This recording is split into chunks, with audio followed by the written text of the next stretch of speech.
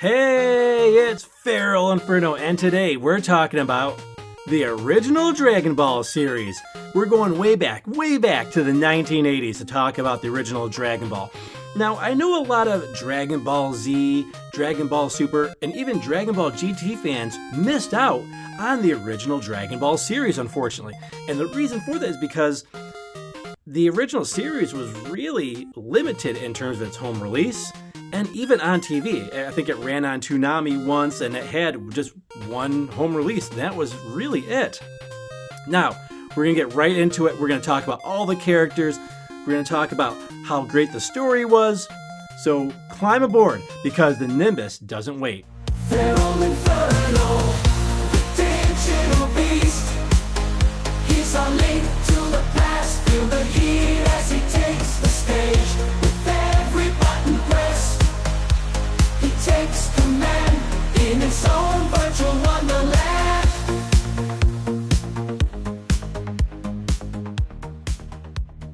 Now, as we were saying in the intro, Dragon Ball had a very limited release, unfortunately, here in the West.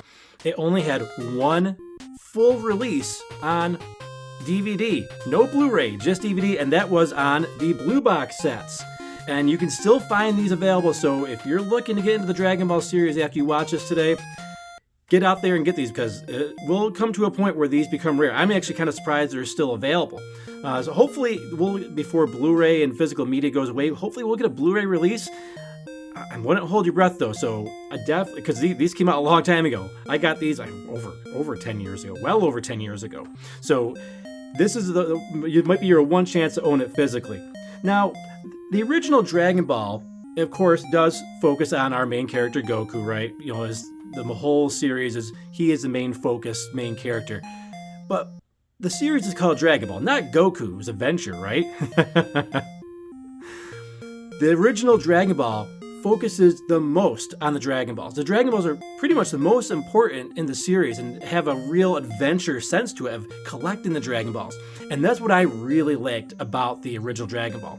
That it was an adventure. It was about, hey, meeting your friends and making new friends and fighting against new foes and getting stronger, and at the same time, finding them Dragon Balls, right? That's right in the theme song. You gotta find them Dragon Balls, right?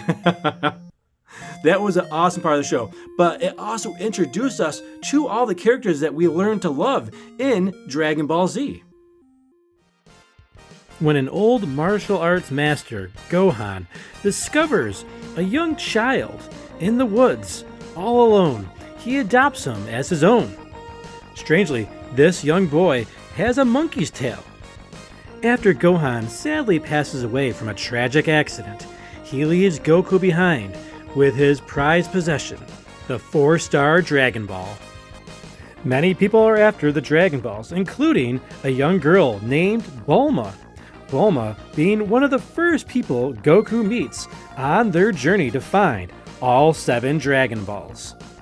Goku meets up with lots of new friends, Bulma, Oolong, and most importantly, Master Roshi, who teaches Goku martial arts and the famous Kamehameha wave. Now, Goku is a very young and innocent boy who's never been exposed to the difference between males and females. He discovers the way to find out who's a male and who's a female is by giving them a pat down. This is sometimes met with not the best reactions. Goku encounters many villainous foes on his journey to find all 7 Dragon Balls, including Emperor Pilaf and the Red Ribbon Army. As mentioned before, Master Roshi becomes a pivotal character in Goku's development. He teaches him the way of life, the way of strength and training, and hard work. Master Roshi seemingly is a silly, goofy old man, but he has a lot of strength and a lot of power buried underneath his goofy exterior. Although Master Roshi is trained to be a martial arts master, he does have a weakness, being women. He is something of a lecherous old man. During his training with Master Roshi, Goku eventually meets who will become his best friend and an early rival, Krillin. Now, Krillin is a little bit of a more joke fighter in Dragon Ball Z, but in the beginning of Dragon Ball, he's right there with Goku and friends as a strong martial artist, and gives Goku a good run for his money in the martial arts tournament. Another character not treated so kindly in Z was Tien Shinhan. In Dragon Ball, Tien starts out as quite a villainous character and a rival to Goku and friends. He is actually more interesting as a villain than a hero. Tien is very strong-willed and determined to become stronger as a martial artist. One of my favorite parts of the original Dragon Ball was actually the second martial arts tournament with Tien Shinhan.